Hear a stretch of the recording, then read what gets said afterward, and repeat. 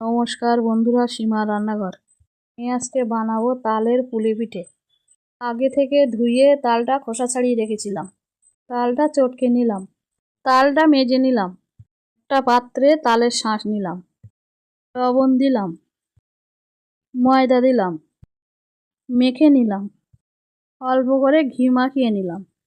ছোট ছোট করে লেচি কেটে নিলাম। সন্দেশ নিলাম, একটা লেচি নিয়ে বাটির মতো করে নিলাম। ওর মধ্যে কিছুটা সন্দেশ দিলাম। সাইডগুলো ভালো করে মুড়িয়ে নিলাম। কিভাবে সবগুলো মুড়ে নিলাম। দুধ নিলাম, দুধটা ফুটিয়ে নিলাম।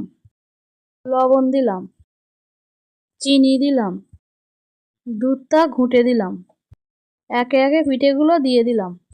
কিছুটা তালের শাঁস দিয়ে ঘুঁটে নিলাম। কিছুক্ষণ পরে নামিয়ে নিলাম। তালের পুলি পিঠেটা ভালো লাগলে লাইক, সাবস্ক্রাইব, কমেন্ট, শেয়ার করুন। ফ্যান্টাস্টিক।